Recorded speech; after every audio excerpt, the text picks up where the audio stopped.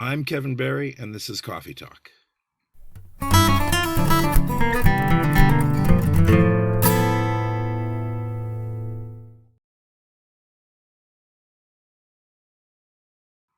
Hi, everyone. I'm Kim Perlak, the chair of the guitar department at Berklee College of Music, and welcome to another Coffee Talk. As usual, we are joined by Assistant Chair Sheryl Bailey. Hey, Sheryl. Yep, I got my espresso today. Daryl.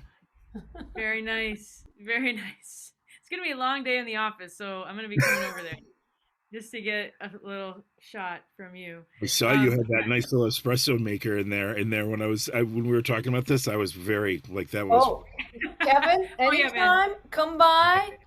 This is the that's a hang, beautiful thing. Yeah, This is and the that's we'll hang. just, beautiful. I'll hook Okay, I you up. will. I I'll hook will you take up you up on that. anytime. Promise. Beautiful. We got Ian Steed here, our senior coordinator, as usual. Hey, Hey all. Ian. Good morning. Good to be with you. Ian, and today our guest is Professor Kevin Barry of the Guitar and Ensemble departments. Hey, Kevin, Correct. thanks for being with us. Hello. Thanks for having me. I'm honored. Happy to be here. So, Yeah. Kevin, do you drink coffee? Are you drinking coffee this morning? You know what? I have already had so much coffee that like I was gonna get one, but I was afraid like I would start vibrating if I had any more. So I'm going coffeeless, but I've been very, very coffee. I'm completely satiated. So thank you. But I'm So, good. okay, so you do a lot of traveling, and do you have a coffee routine? I mean, like we'll get into all of this, but you spend quite a bit of your career on the road. Hmm. And then you also teach here, so you're often in different buildings. You're how do you manage your coffee situation? Do you have like is it you have to have it a Good certain question. way? Are you pretty flexible? Like how do you do it? I can truly say this that I love coffee in all forms. I do, and I love it in all forms. I love ice. I love hot. I love espresso. I love it all, and I love latte very much.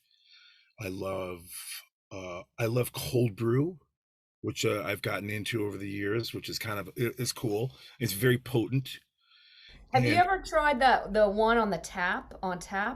yes, Oh, I love that. which I love. Yeah, I love that. Actually, I They love that. have it at Cafe Nero over on. Yes, Ooh, there's a yeah. Cafe Nero out in Wellesley, I believe that's where I've gotten that actually. So it's great. Yeah, I love that. I love that. But when I'm on the road, when I'm traveling, fortunately, oftentimes we're staying in pretty good, in cities, in city centers. So I do actually check out the coffee situation. You know, depending on the hotel, sometimes they actually have a good coffee situation in the hotel, which is nice. But if you're somewhere in maybe Iowa and you're at a at a at a you don't always have as many options. Nothing against Iowa. I love Iowa, but you know what I mean. It's just you don't have the options. So, but yeah, so I coffee's a big part of my day, till about noon, and then it stops. Because if it doesn't, I don't sleep. So, So this is really funny because early on in our podcasting and our hanging, I think it was Ron Savage he had this kind of revelation in the middle of talking about how what he cares about with coffee, which is serious. yeah. Um, that he just said, I think the way I think about music is kind of like the way I think about coffee. And it doesn't surprise me with all the different musical situations you find yourself in that Mm. you say, "Oh, I love coffee in all its forms." Like you're adaptable. Like you're nothing if you're not adaptable, you Totally. know? Yeah, because you got to work with what you got, right? It's like you got to work with what you got. If you're at a place where there's not a lot of options, well, then you're gonna just have to settle. But I found that like coffee is like it's pretty amazing. Like I can get decent coffee a lot more. There's a lot more good coffee than there used to be. So it's like there really is. I mean, I grew up in a town. I grew up in a town with where there was no coffee options. You know, it was just kind of diner coffee. You know, the pot's been on a burner for like, you know, 8 hours, and you know what I mean. Plus, my wife is also extremely picky about coffee. She actually got me into coffee, Consuelo. She got me into good coffee because she's got high standards, and I had to learn how to follow that. So yeah, but yeah, I love Caffeinate her chops. yeah. I thought that's a secret to her chops. That is. That's true. That's true. You got And a lot of chops. she's probably well into her second pot by this time of the day. She's home today, so she's probably at the piano right now, you know, probably into pot number two. So, but yeah, I love talking about coffee. I could talk about it all day. And I have to say that I love that about the guitar department. Like that is just so great that you guys offer that. It really is. It is. It's fantastic. It's really nice. You can always go in and there's always like a nice cup of quality coffee waiting. So it's really great. I Yeah, appreciate when that. we I really do. started that, we felt like, the least we can do is offer these masters a cup of coffee, It's I'm telling you, it's a beautiful thing. It really is. and, It's great. and then it got deep, because then Cheryl arrived and Ben and Ian arrived, and then it became like, well, do you want an espresso? Do you want quantity, or do you want from the Yeah. Keurig? Do you want an espresso? Do you want a Yeah. darker situation? And then Cheryl brought in the executive espresso machine. Exactly. Very classy. Executive meaning that like we drink it, you know what I mean? And our guests, not that it's a brand or anything, but so when you have three Burned it. options, It's one of the perks. yeah, it's like, it's like, okay, come on in, so I think it helps. I think No, well, it's it great. definitely makes people hang, which is also the great part, right? Because then everybody's, Absolutely. you know each No, it other and is. hanging It's out. great. Yeah. It's nice. It gives everything a nice feel. The guitar office feels great. It's always a nice hang in there. It really Mhm. is. Yeah. So Kevin, one thing that we ask everybody, because a lot of the people who listen are experiencing like their first days at Berklee, maybe they're new in some capacity. Right. What was your impression? And you had a bunch of different types of first days here at Berklee across your time, but you could pick whatever one you want. But were there certain things that stood out to you about early days as a So when I teacher? first like when I first came as a student or when I first started teaching or both. Could be either or both, like however you want to go, because that's kind of also interesting that you had different first days. We Yeah. just saw Yeah. we have Wolfgang Muspiel is visiting us, and we're kind of in the thing like, let's go to your first class, and he was having this moment because this was his first day Totally. not as a student, Yeah. and I think his last day as a student was in 1990. So he just had this moment where it was like, whoa, Yeah, really. whoa, Totally. whoa, whoa. Um, so there can be a different impression that you have on your different first days. So what are you It's thinking about? it's funny because yeah, it was sort of both. Yeah, it's a really interesting question because in some ways they were the same. They were the same, you know, like my first days when I first came to Berkeley, which I really loved. It was amazing. I mean, for me, it was just kind of life changing experience. I mean, totally, truly life changing because it was it was great. It was for me, everybody's individual personality is going to play into that, I think, and for me, I was from a very small town. I was from the middle of nowhere, Western New York State, and great, nice little place to grow up. But for me, coming to Berkeley for the first couple of days was is combination of like incredibly exciting and completely terrifying. Like, because I had no idea of where I stood in the world, and so I kind of came with the assumption that I was going to be the worst person at Berkeley. That was my assumption, was like, I'm going to be everybody's going to just blow me away, and which is weird now because I don't think of it like that, and that kind of went away because I realized after a while is that, well, it's not about that. It doesn't have anything to do with you're there kind of ultimately for yourself, right? You're there to for your own journey, you know. But that was like I was a kid, you know, and so I was kind of you know, I had all those fears, but it fortunately it ended up being great, and I was fortunate I met like a lot of really cool people, and I realized that I mean I had an enormous amount to learn, you know, but I realized that I was sort of like, okay, well, you know, there's a lot of other people that don't know, you know, four different voicings for G major 7 too, and I'm not I'm not the only one, you know what I mean?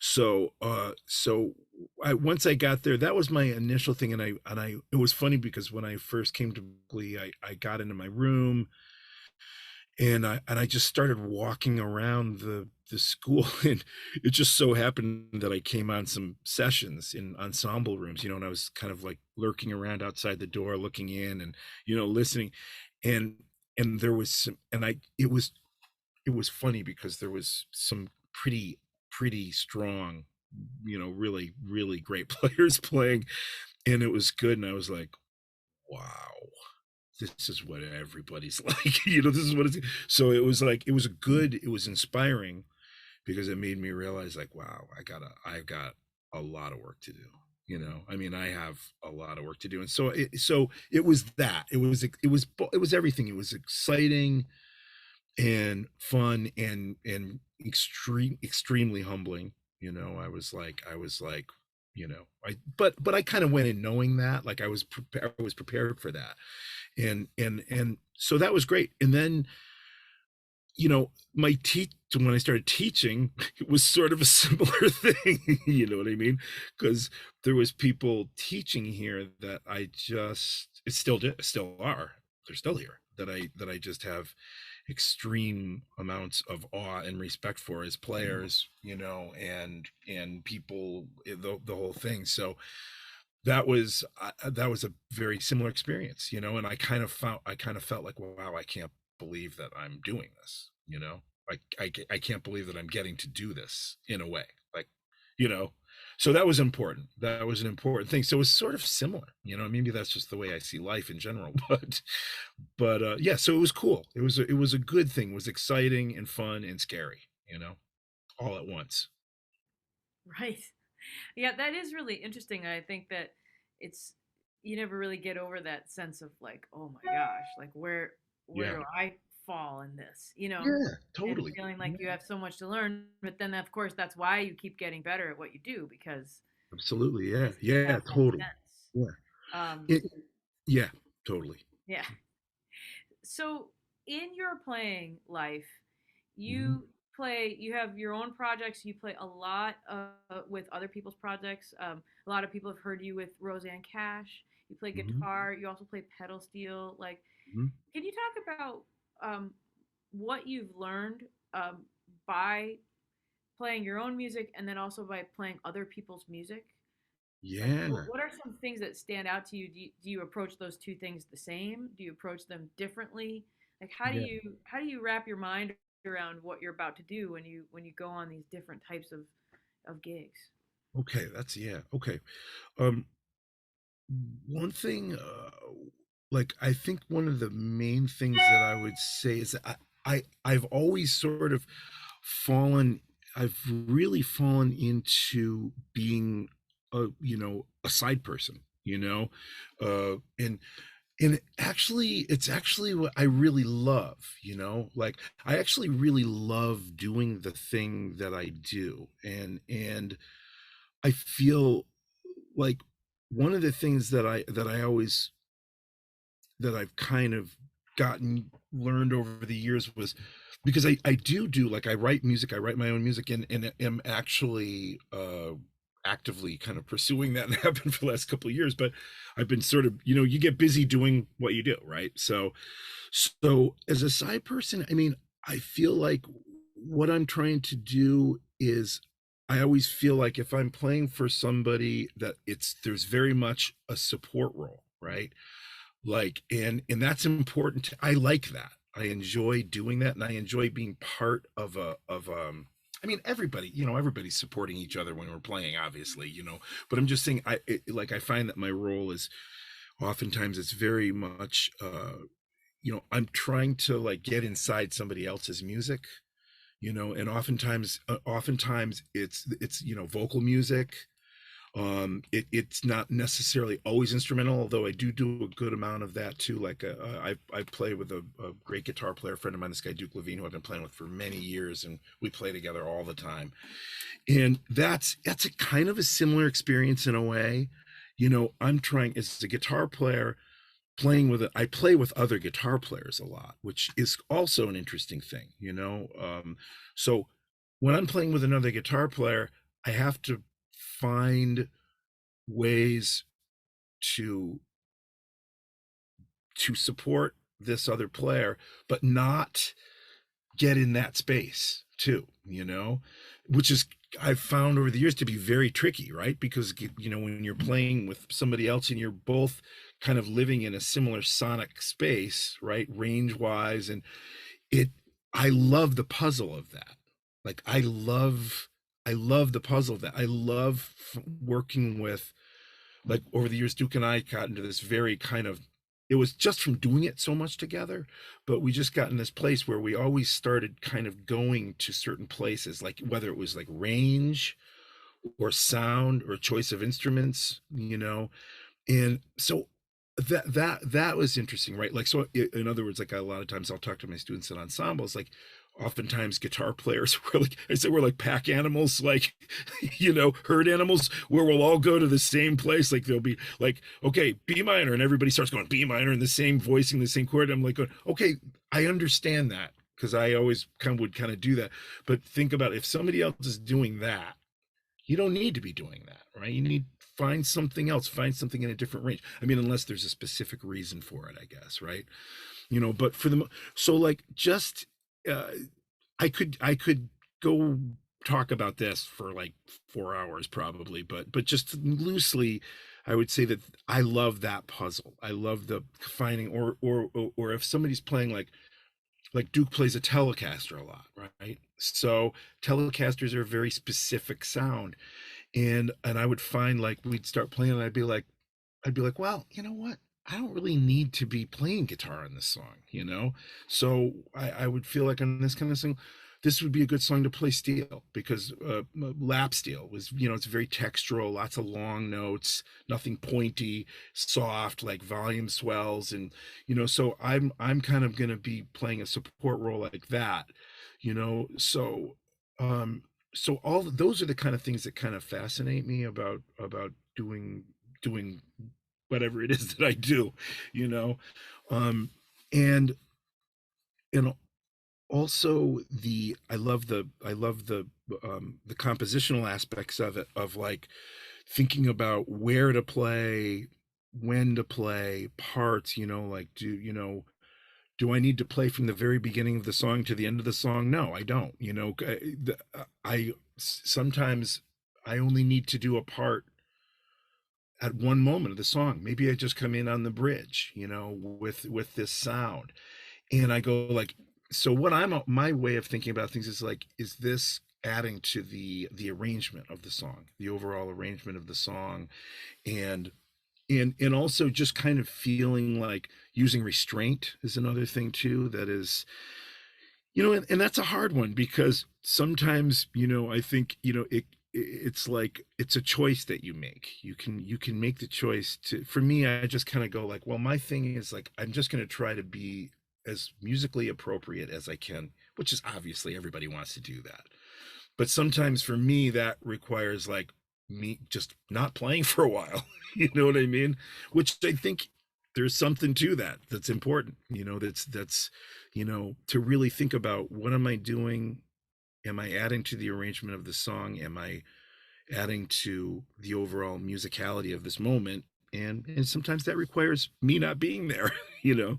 And if that's the case, I'm fine with that, and I like that, and I think that, that's just sort of I don't know if this is making any sense, but It really is, and because we're talking a lot about serving the music, right? yeah. And doing what the music needs. Hmm. And so a lot of people will frame it by saying like, well, in that way you kind of take your ego out of it, right? And you ask yourself what the Yeah. music needs. But in another way, listening to you talk, it really strikes me that you really have to be confident in who you are to do that. Like, Yeah. like how scary is it for some people to just say like, I'm not gonna play right now. The music doesn't need it. Yeah. I'm not gonna take my Telecaster and kind of go to battle with my friend so Oh that God, no. everyone can Yeah. see what I can play. I'm Yeah. gonna play long tones, Yeah. and I'm Yeah. gonna think about tone, and I'm gonna think about space. And Right. so in this balance of serving the music, there's like where you're not showing off maybe your ego or your skills, but in order to do that, it really feels like it takes a lot of self-confidence and centeredness to do that. Yeah. Yeah, it's interesting. I do feel like, because I don't necessarily always feel confident, but I feel like, I mean, I do feel confident. I feel like, well, I think that this is a good musical choice. I think, like, I mean, I feel like, as long as I'm, the other thing is, like I say, is that I think you have to, it's like you have to play to your strengths, right? You have to do, like, I I'm confident in what I know I can do, and I'm okay with what I can't do. You know what I mean? Right. Like, so I feel like I'm not going to fool anybody, if I'm not going to fool anybody, if I'm if I, like, because I'm not necessarily the chopsiest guitar player in the world. I love it, and I love that when other people do it, but that's not necessarily my strongest thing, and I mean, I have chops in some ways, but but so, in other words, I'm not going to go and play with somebody that plays like that and try to do that, Right. I'm going to go the opposite way. I'm going to try and do what I feel like is my strength, and hope that somebody will like that, you know what I mean, or somebody will understand what I'm doing, and appreciate that, because it's really all I can do, you know Right. so, it's like, so I just feel like that's all I can do, and that's the best thing I can do to serve the music is. And also, man, I just want to try. The other thing for me that's the most important thing is that, I just want to try and play soulfully or emotionally, you know what I mean, because a lot of it depends on the music I'm playing, if I'm that's the thing. That's what I mean. That's what I love. That's the guitar players that I always loved, or not just guitar players, any musically. Like, I just, I think different things move different people, right? Right. I'm sure there's stuff that I would like that I could play for 100 guitar players, and some of them will be like, wow, that's beautiful. And some will be like, yeah, all right, whatever, I don't get it. So I think it's just people like what they like, and you do what you do. And I think the key is, though, to just really, and I think the hardest thing for me for a long time was actually knowing what it is that I love. You know what I mean? Like, I mean, I hope that doesn't sound weird, but No, like, it doesn't. being confident in what I like what do I like, because I would look around and I would see, other guitar players, because I love so much stuff, right?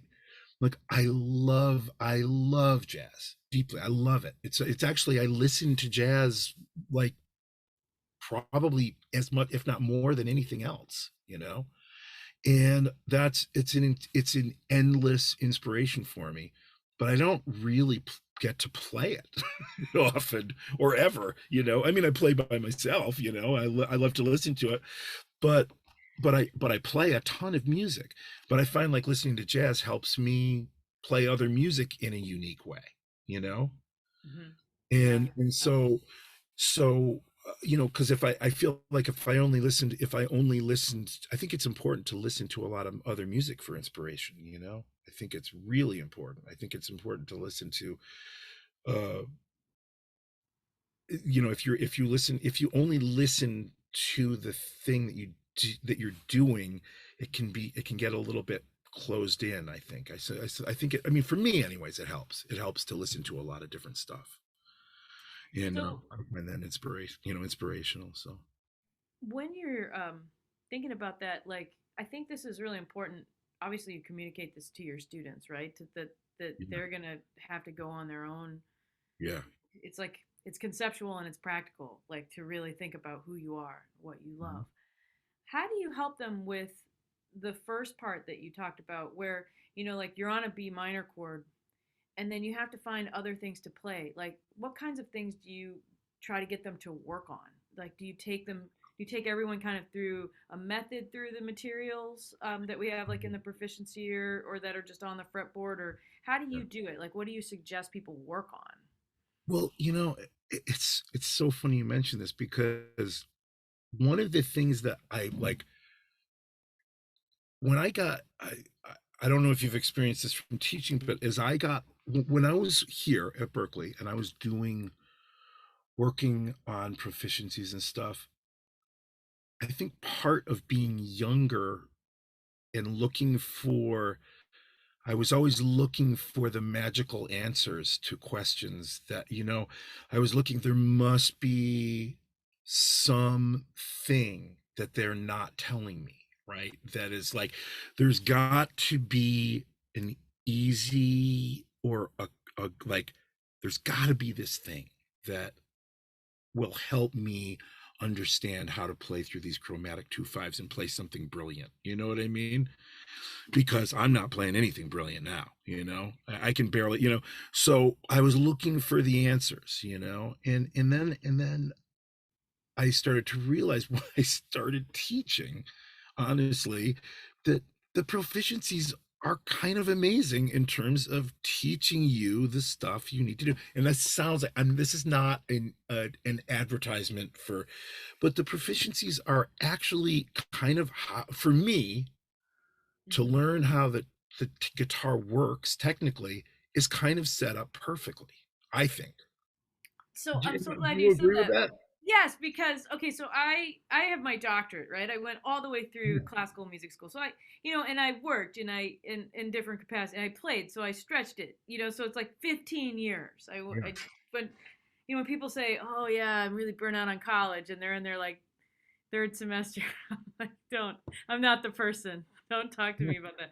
But when I came here, I looked at the proficiencies and I was like, "Oh, yeah. That's That's great. it. Like that's how you do it. You organize it." And so, for people listening, if you listened to this before, you know that the proficiencies are this is our final exam materials. And Mick Goodrick and Larry Bayonne and Rick Peckham sort of revolutionized our final exam materials that have always been called the proficiencies at Berklee. It's like, what do you need to know to work? What do you need to know to learn your instrument? And this incarnation of them was in 1990, and Sheryl and Larry and I just reviewed them like a year and a half ago or so, and we kept them the way they It's are great. because It's it's great. like it kind of comes out of a lot of the advancing guitarist stuff, like Yeah. which is that book Mick wrote a long time ago, which is like, this is how you need to know the fretboard. This is not a method, it's data. And this is how you're going to work on your tone and your technique and really learn to Got it. navigate this fretboard. And I keep making it with my hands, as I'm looking, because you think of it as like, oh wow, it's a grid, and there's all kinds of different ways to play things, and you have to take yourself through it. And what the proficiency did was it took a lot of, try this in a bunch of different ways, and it said, here's a chunk of it you could do each semester that would take Totally. you through. And that is the secret. Like I started telling students this, it just came out of my mouth one day. I said, like, this isn't, it's, if you're looking at it like the chicken and the egg, this isn't the egg. Like, if you work on Yeah. this, maybe someday Yeah. it will become a chicken. Like, this is Totally. like the chicken went out and played a lifetime of gigs Yeah. and then met up with other chickens. And they said, like, what do people need to know in order, like, to I reverse agree engineer it? 1,000%. It's like a reverse engineering of what you actually need to know from people who did that thing. Yeah.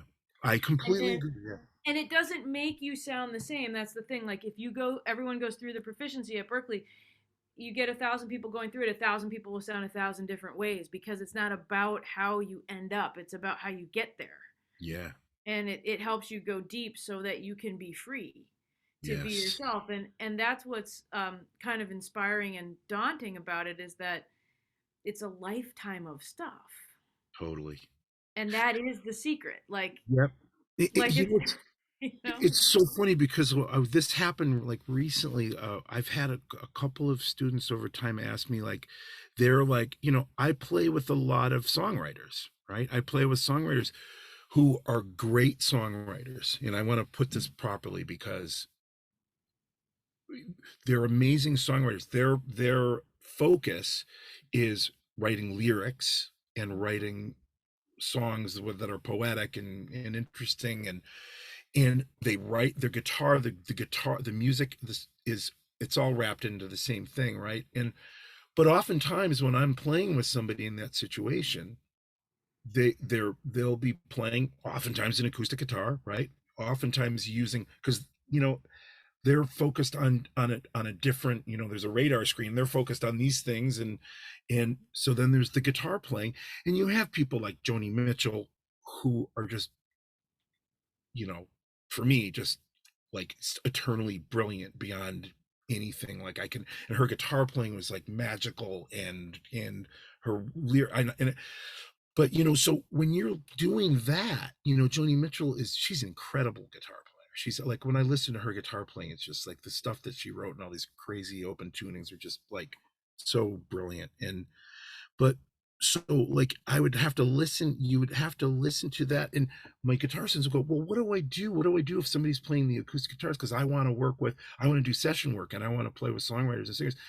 And I'd be like, okay, how we're talking about ranges, I'm not going to just take out my electric guitar and start playing the same chords they're playing in the same, same open position chords, right? Because somebody's doing that already, right? So I mean, sometimes there's a reason to do that, but so what do you use? And I was like, spread voicings. Spread, like for me, like spread voicings are like, they're the key to, like, and that's why I said, like, but so I'm always trying to go like, everything you need to do about accompanying somebody who's playing a part in a range is there.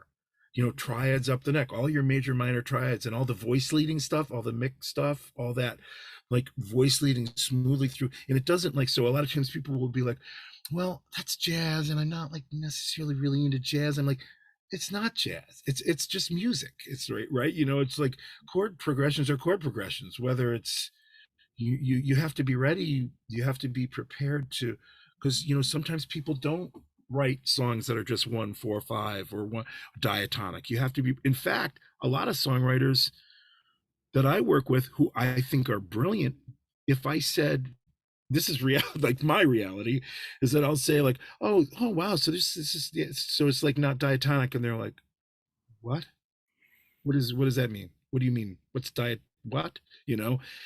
They're beautiful songs, but they're just writing chord combinations that they like, and so oftentimes they're not diatonic chords, and oftentimes I have to figure out a way to accompany them in a in a musical way, and I need to find a way and so like all those things that I learned in the proficiency are incredibly useful, and I go like, that's, I did that stuff, and I didn't even, at the time I didn't realize how useful it would be to me later, you know. Yeah. Yeah, because I think to a lot of students it looks like a vocabulary list, which is what it is. And then you supply the method of your practice. Yeah, And yeah, then the style part comes later. It's all the stuff that you need for every style. totally. You And need to then figure out a way to make it into music, right? You learn it, but now it's up to you. Now you got to apply it, right? So you have to apply it to songs.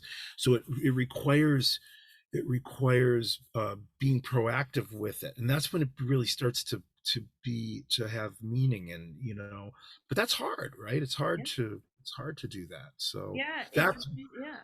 that's what I try to do with my students, is like I go, okay, well, these are spread voicings, and this is an example. I mean, there's so many different ways you could do it, right? I mean, there's so many different settings that you could use it in, but here's an example of this song where you could use it. And here's an example of this, so that they can kind of try to put it into, try to put it into use, I mean, and that's just like one little Right. thing. I, Yeah. Mhm.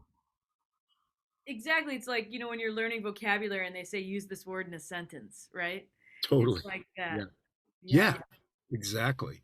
In chords, it's just like the I love the fact that it's so thorough. It's so thoroughly, like, I found it really comforting when I was younger, knowing, like, I knew that, like, I now can play G major pentatonic scale everywhere on the neck, you know, like I knew that there wasn't some note hiding somewhere, you know, that I didn't know. So like I found like that kind of stuff was really good. And you know, chord voicings, that's the stuff that's important to me, you know. I mean, I need to know that. I think everybody needs to know it, you know. And if you do, it makes playing so much more fun, you know, because That's right. you're not struggling, you know, you're not struggling. So yeah, so those I think that those are things, you know, stuff that I came across here that I actually, like I always said, like I in some ways, you know, you hear people say that about teaching. Sometimes you learn so much about playing from teaching, you know. And it was that I still have revelations Mm. I still do. Like I'll be like, oh my God, that's what that meant. I mean, I hate to say that, but it's true. Well, You it's would good to probably say that. I had one yesterday. I was like, oh, wait, yeah, that's drop what that is. freeze. Like, okay, now I Yeah, get it more. You know what I mean? Wait a minute, you know? yeah, Um, that I think, but that's the coolest thing. That's also important for people to know if you're, especially if you're younger. You have yeah, this sense that I just have to amass all this knowledge and then I'm done. But yeah, no, it really things kind of jump up at you and freak you out that you don't know them journey. Yeah, it's a no matter journey, how long right? you've done it. Yeah, yeah. Can you put your finger on a couple ways that teaching has changed or helped your playing grow? Like, are there Um, sonic things that you feel oh like man, you do? yeah, so like in many ways, like having for me, like having to work on having to do you remember those classes like we that they used, I think they still do offer it here, harmonic considerations, right? Was that like the greatest, like I feel like when you know, to see somebody put a classic solo up, right, like a, you know, Kenny Burrell solo or something like that, you know, and you see it, and to be able to see those movements, the melodic movements and like approach notes and all that, like to be able to see how these improvisers were thinking was like the greatest thing. And so if I'm working on a solo with my students, like if a student says, hey, I want to do you know, I want to learn this solo, whatever, Wes Montgomery solo or whatever, and they bring it in, and I'm saying jazz people, it could be any style, like whatever, you know, it could be, you know, it could be a progressive metal tune, you know. But sometimes when you go through the, like working on transcriptions, which I think is always a great thing. I think transcribing is just such an amazing, powerful tool for learning. And so when you're doing that, like that, I always learn stuff from that. Like if they bring in a tune that like I'm like, oh, I love that tune, and they bring in the solo, and then I'm like, I start listening to it and I start learning and going, oh, that's a cool lick. Oh, that's great. I love that. Like, you know what I mean? And you start, and so like that's one simple example, you know, of like where I feel like teaching is always, I'm always learning, because when the students bring in material, and sometimes students bring in stuff that I've never heard before, you know, really great stuff, like especially like newer, younger artists, um because I there's so, you know, I'm still like, I mean, in some way, I mean, I love so much new music, I love all the new artists, but I'm still trying to digest, you know, jazz guitar players from 1962, you know what I mean? Like, so it's like, or whatever, you know, blues, or so I'm still that, so that, you know, I'm still doing that in some ways, and then trying to learn about all the new players too. So but yeah, like transcriptions are great. I think that's, and just hearing new players, I learn from students all the time, you know. And so that's great. Also I'm a big believer in uh you know, just repetition of certain things, right? Repetition of doing certain uh modal stuff, right? Like like harmonic minor, melodic minor, those modes, like, you know, I'm sure you guys are probably like, oh yeah, like, you know, No problem. But for me, that's not, those sounds aren't sounds that I use all the time, right? They don't necessarily occur all the time in my little musical slice of the world. So I find that stuff is always really kind of like exciting and illuminating. That's where sometimes I'll have those revelations. I'll be like, oh, that's that, that's that sound. That's that sound. It's perfect. And I do love the math of all that stuff. Like it's kind of endlessly amazing how if you can take a couple different scales and one or two note difference creates these completely unique colors of modal and chord sound, and it's like I'm still kind of floored by the most basic things. I that stuff is really is really exciting to me. So I'm always into that.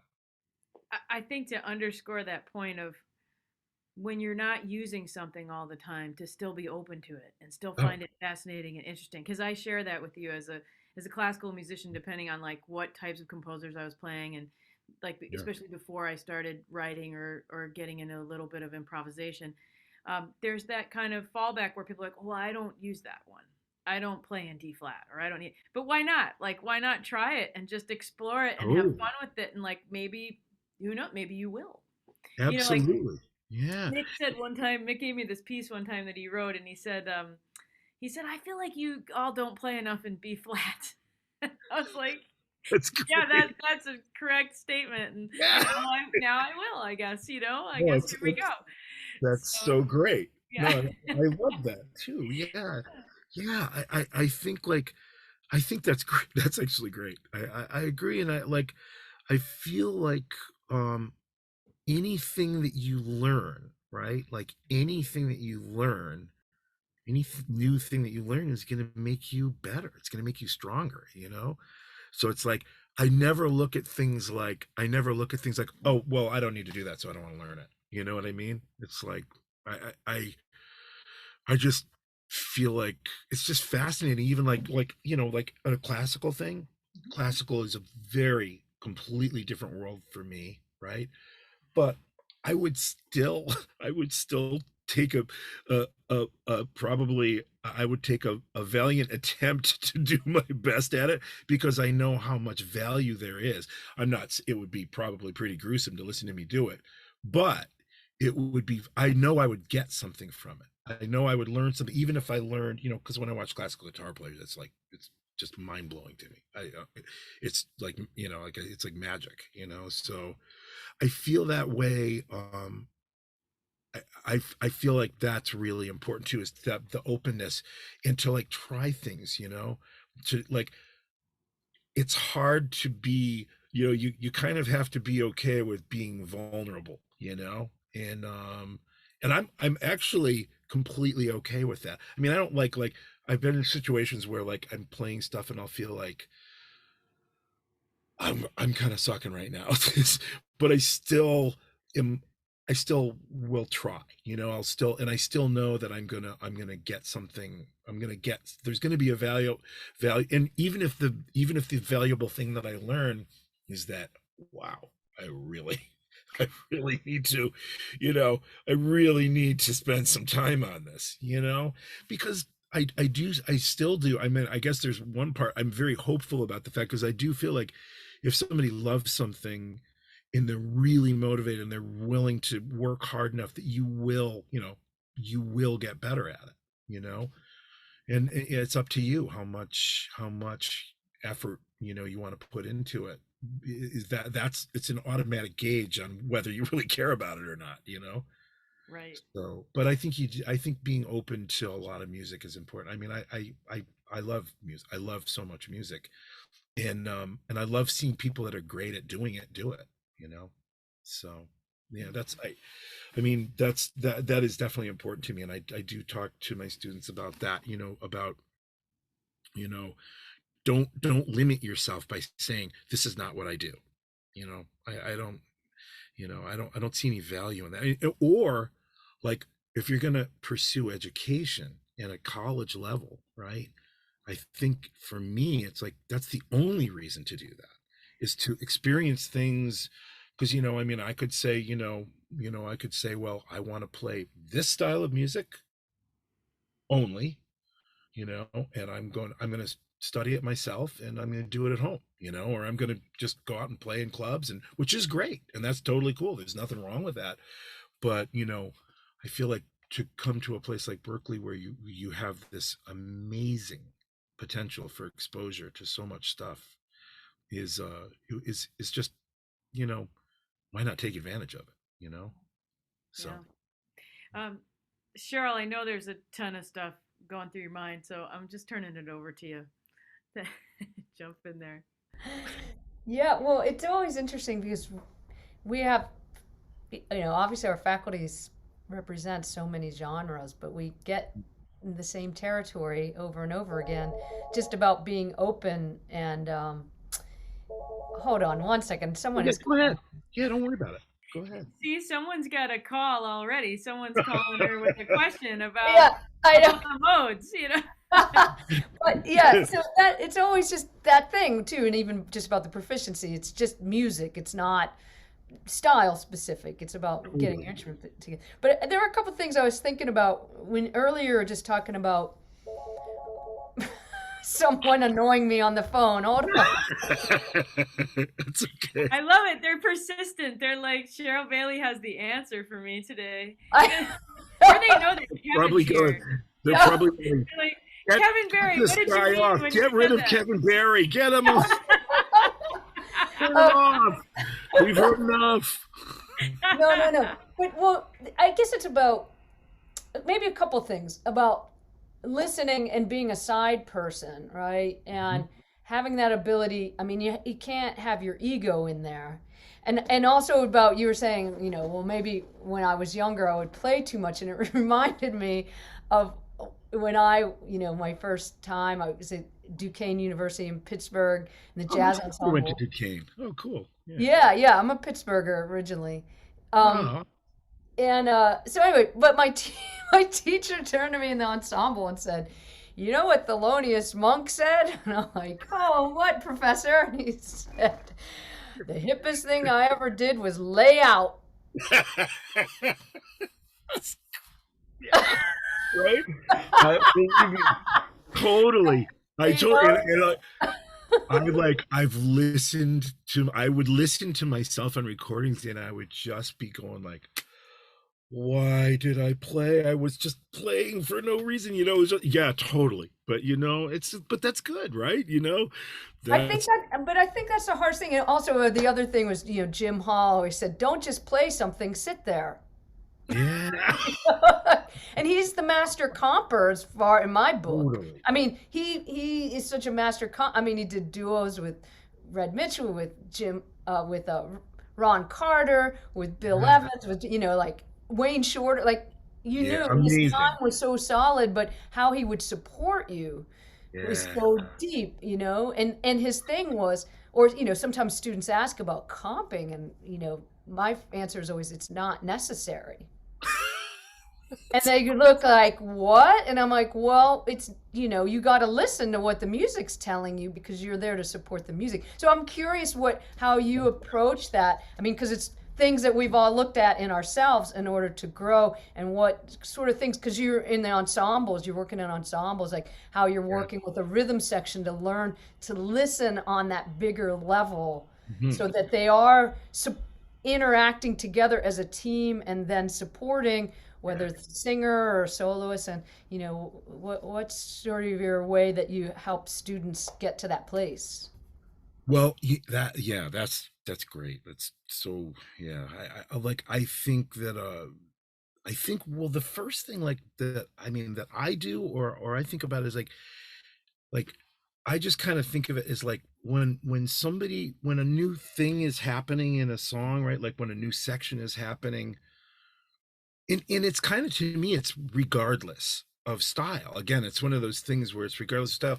It's like I just kind of think of, this very basic way of thinking about. For me, I just go, somebody is going to tell a story now, right? Somebody's going to tell a story, and you've got to give them room to start the story. It's just like having a conversation, right? You say something and then you have to shut up for a little while, even though I've just been blabbing constantly because I had too much coffee. But my point is that, I just think of it like that. It's like, so for me as a support player, I'll listen to the soloist and I'll listen to whoever's playing, and I'll go and I'll listen, and I'll feel like, because sometimes like somebody's melodically already, they're outlining the harmony in a really good, a really strong soloist like yourself is gonna, you don't need me to, play the chords verbatim behind you. You're going to do it with your melodic content, and if the bass player is listening, right, the bass player is going to be with you, and the drummer too, right? So it's like everybody's. So what I'll do is I'll kind of listen, and I'll feel like if you're leaving a ton of space, right, in the beginning of a solo, then I might be like, okay, well, then you can do a conversational approach where if you're playing a phrase, if you play a small phrase, then I'll try to maybe answer it.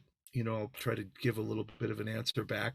But if you're coming in with, if you're coming in with more notes or more aggressively, then I'll just kind of chill for a little while and see. And also it depends on the kind of tune too, right? Like if it's like a, like McCoy, and there's everybody's like slamming, and in a great way, then that's kind of like an everybody's in kind of party. You know what I mean? But But what's interesting about that too is people. Okay, we're talking about Wes Montgomery or something. Obviously, he was a great soloist, right? But the records that are iconic are those ones with the rhythm section. For instance, like "Smoking at the Half Note." Like you could find other recording. Like there were a bunch of recordings that came out where he was just at jam sessions, Mhm. and or some of those things, and they're great because he just played at such a high level. But what transcend that are the ones with those rhythm sections that played together. You know what I Yeah, mean? It wasn't just, Wes is going to come in and do what he does at a high level, but yeah, for instance, like Paul Chambers and Wynton Kelly, yeah, and yeah. Jimmy Oh, Cobb, they were on everybody's recording as a rhythm section because mhm. the way that they supported. And then, so you get Wes who's that at that level, and you get a rhythm section that's at that where Yeah, they are interacting. It's not just Wes's solo. right. It's Wes's solo in connection to everything that went around it. That's Totally. why he played what he played, was because Yeah, of that relationship. And yeah, and that's why those other recordings, Wes is going to be great, but they don't transcend that way because there's not, yeah. I rhythm totally, section isn't at totally that agree. that place. Yeah, I know what you mean, and I love, like, I loved all those records. Like they're all cool in their own way, right? Like that. I love that one, that "Bumping on Sunset." That track. It's like basically one chord, the whole doom, doom, doom, but Wes is so beautiful and so like, but yeah, and that was great. But then I totally agree with you on that, the way he would react with a rhythm section when they were really like, well, like they were playing a club, right? Like they would have done, like, playing at like 2 in the morning on a Tuesday night when they're really like, when they're really interacting and just play. Yeah, yeah. So I think a lot of that is like we're just talking about, like, listening, right? And really listening to what other people, and that's a big thing. I mean, I think that's a big thing. You know, back to your question, was that, like, I think the most, for me, what I try to do, I mean, I don't always achieve it, but what I generally try to do is I try to listen, and and and just try to, sometimes, like, that's hard, just to really listen, to actually make the choice to go, what's going on. And I've learned this from other people. I'm I'm always learning, and also, like, arrangement, which is another thing. There's this amazing guy that I get to work with Roseanne Cash. His name's John Leventhal, and he is an incredible producer, right? And he's a great guitar player, but his whole world is arrangement, and it's like, which I've learned so much from him about arranging. Like, think about, like, if you're going to play something, make it meaningful, right? If you're going to play something, now he's talking more about recording, like doing a track, making a track and making it so that, because sometimes as a guitar player, when I was younger, I would just kind of like, well, here's a song, I'm going to start playing. You know what I mean? And it would be like, well, that's cool. That's cool if you're doing this, but like, I think it's nice because when I listen to a lot of like even jazz records that I love, where we just think of it, it's like sort of like everybody's in, I think there was more arranging than we knew, you know, or maybe like, I don't know that I wasn't there, but it's just like, I know from being a musician this long that when you knew certain things happen in arrangements and tunes, I think there was just a lot more, I think there was a little more thought that went into it than just great players all playing together at the same time. I think that there was probably, I think there was probably some real consideration to what was happening and why it was happening, which made the tune kind of come alive, and again, I'm just, that's a feeling I have, but like, I mean, man, like Jim Hall speaking, it's like those songs were so spare, right? Sometimes like they were so minimal, but so much was happening, like his way of comping is just crazy. It's so Well, beautiful. you said something earlier about you were being very humble and saying, "Well, I don't have any chops." But well, first of all, that isn't true. But number Well, two, it's not thank the sense that, filling every note of every beat is being a virtuoso. I mean, right. it's a Yeah, bigger thing, right. so Different types of chops, I guess, right? yeah, Yeah, it's there's different types of chops, and that's why you get the gig. some gigs. Some gigs.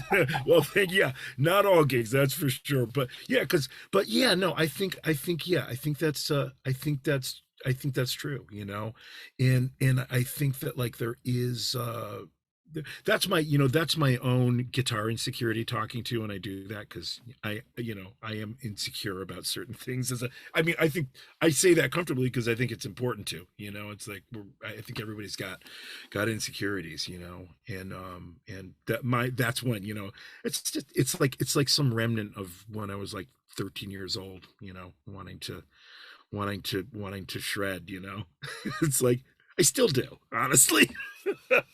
Yeah, well, there's a time to shred. There's a time to Sure, shred. there's always something about that that's just eternally kind of fun, and you just want to do it, it's one of the fun things. Sometimes I get lucky and I'll get like 5 notes in a row that, but yeah, so I mean, I just think I think that like all that stuff is just, to me it's like the most basic thing in the world, is just like kind of going like, well, stop and listen, at first, stop and listen, and just kind of like listen to what's going on and go like, what can I add, what can I add to this, I think it's just like, you want to consider every piece of music that you're playing and try to make everything you do special, right? Try to make every piece of music that you play, or every part that you're playing, try to make it special in some way. It's hard. I don't I wish I could say I achieved it all the time, but I try to, I try to, and sometimes some really good stuff happens, and really listening to the other, especially if you're playing if you're a guitar player playing with a piano player or with another guitar player, that's huge, right? Because it's like, it's a whole, it's just a way of, it doesn't have to consume you, but I think you just have to, yeah, I mean, like as guitar player, right? Comping with another harmonic instrument is hard. It can be hard.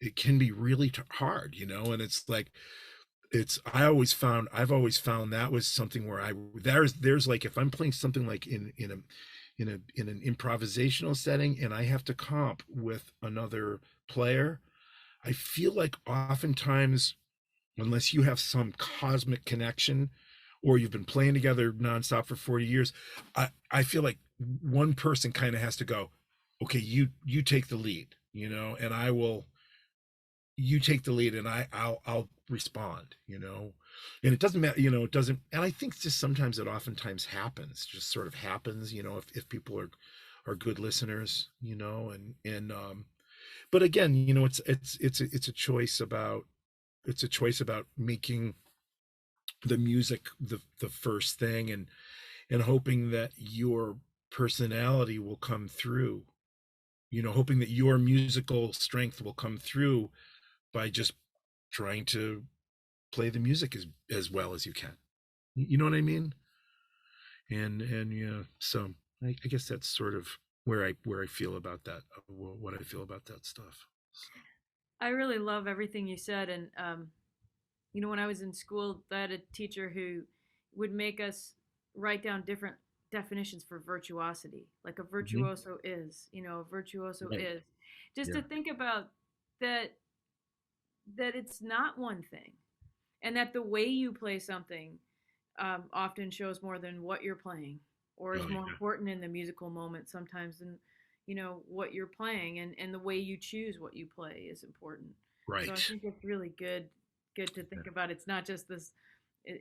When people think of what that means to them, you can fall into a trap of having it be one thing, but really it's like Totally.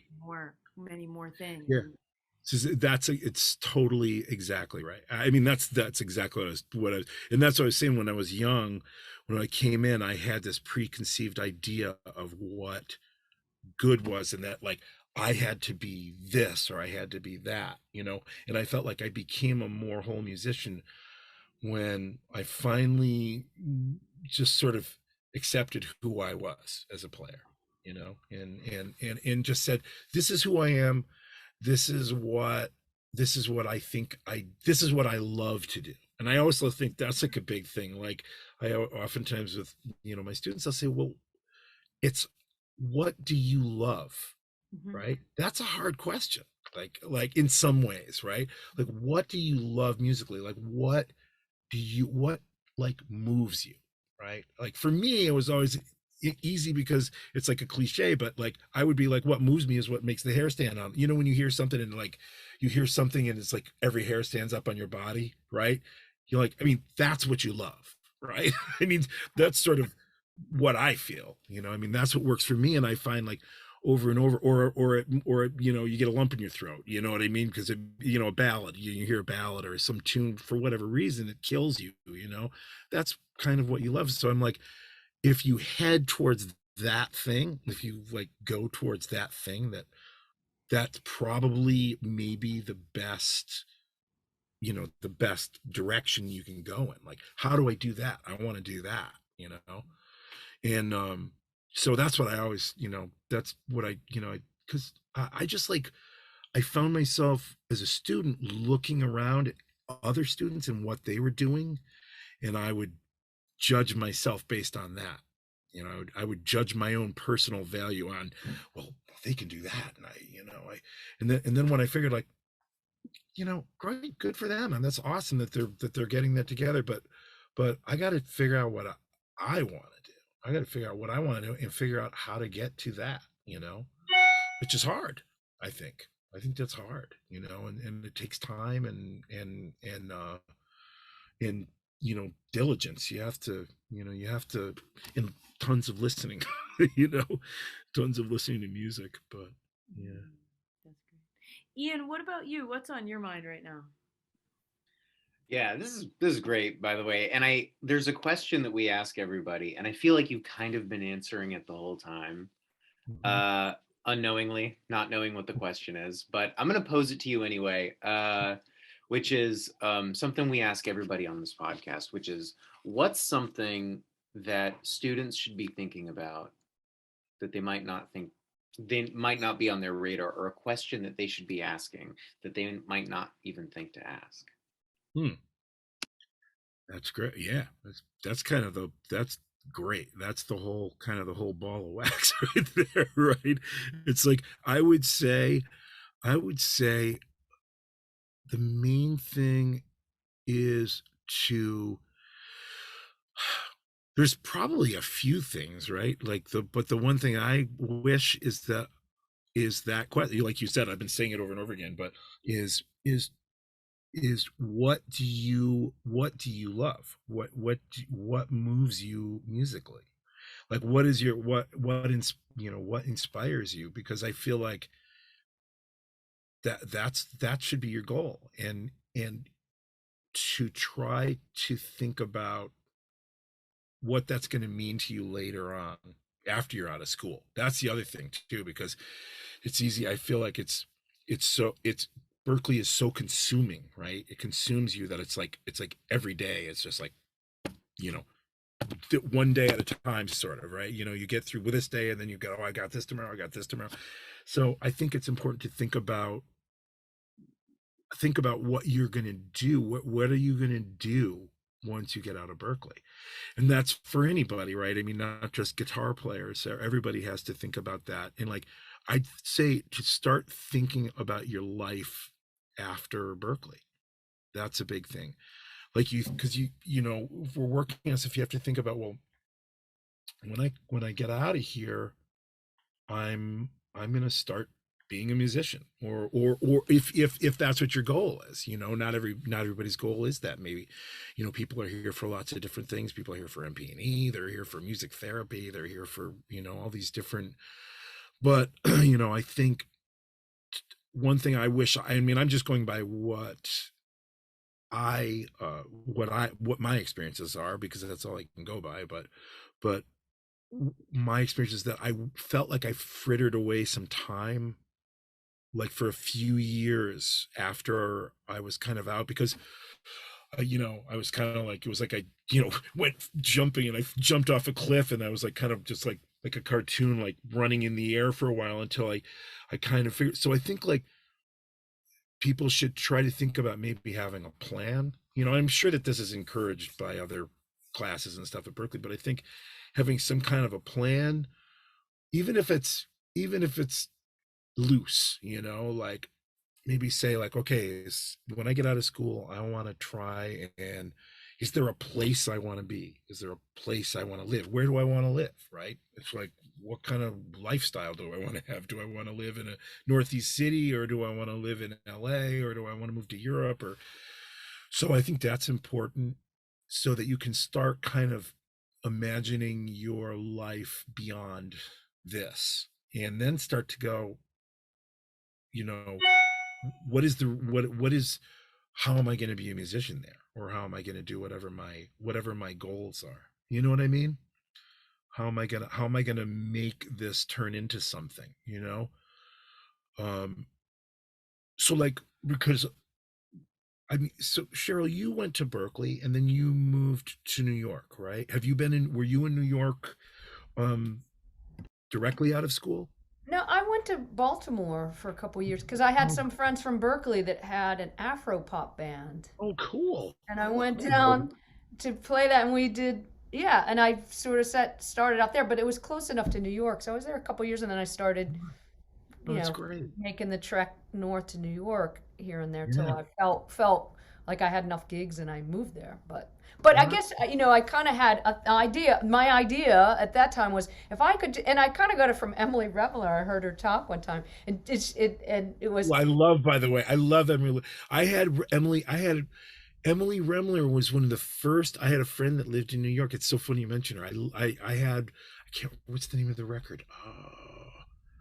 I'm blanking on the name of the record, but I love her. She was one of the first. My first two. She was like one of my first records was, Guitar Player magazine. Yes. Remember the Guitar Player record? Do you guys remember that? Guitar Player magazine did like a record. It was like, I don't know if you remember, but it was like it had all these different artists like Joe Pass and like it. But I got that record, and I got an Emily Remler record. I had to go to Buffalo, and what a great musician. My God, she was amazing. She was just fantastic. She was. But she said something about like if I could just be playing standards every night in a club, that's all I want. I think she said that's what her goal is. I said, yeah, that's what I want to do. That sounds cool. If I could just be playing standards every night in a club. Totally. So, that was a big enough, it was vague enough, but. But great, right? Like, that's great. That sounds great to me now. I'm like, I would love that, That's perfect. But that's good. That's great. Like, just like, what do I want to do? And I think, like, that's an important thing, because I talk to students quite often, and I think that I'm like, do you want to do that? And like, I don't know if they're necessarily thinking about that yet. So I try to encourage them to do that. Think about where you're going to be. What are you going to do? But I want to play standards in clubs a few nights a week and try to eke out enough money to live. I was like, that's great. I'm like, that's a great goal. So yeah, so that would be one thing. I think that I think, did I answer that question? I don't know. I'm like a goldfish in a bowl. Like, I spin around and it's like, you gotta go around the bowl one time and then I come around and it's a whole new bowl. I don't know if I answered the question, but I did too much comment. I mean, we could have this kind of conversation all day long. I think we have probably done that already, but I mean, I love it. Yeah, me too. But now that this cup of coffee is Yeah. coming to an end, it's a good time to sort of check in with everybody. So, Sheryl, is there anything left on your mind now that we're draining this cup? No, thanks, Kevin. It was great to get a chance. Thank Sometimes you. we don't get to cross paths. It was really fun, actually. I enjoyed it. Thank you for having me. I really appreciate it. It was great to hear your thoughts on just all the great stuff you've done in your career and how to approach it. So thank you. Thank you. Yeah. What about you, Ian? Yeah, I mean, that was a lot of really good stuff. I loved how you're talking about playing less in the stuff that you really love to play, and also playing more of the stuff that's not usually on your plate, which is cool. So play less and more. Yeah. Do it all. Wow. Yeah. Do it all. Yeah, I love it. Well, thanks, you guys. I appreciate it very much. So, Kevin, we expect to see you over here at the guitar office. I will be there. I will be there on Monday. Okay, we'll see you Monday, and have a coffee. And pretty soon we're going to be opening up more and more, so more of you all listening can come and visit us. Great. But until then, we'll be with you on the next coffee. And I won't be there on Monday, actually, because if I was, it'll be spring break. So we have a break for the first time. Sitting there by myself, working down coffee. Yeah. All right. Well, have a pot for us. I'll do it at home. We'll see you in 2 weeks. Yeah. We'll see you in 2 weeks. Okay. Thanks, guys. And we'll be with all the rest of you on the next coffee talk. Sounds great. Bye-bye.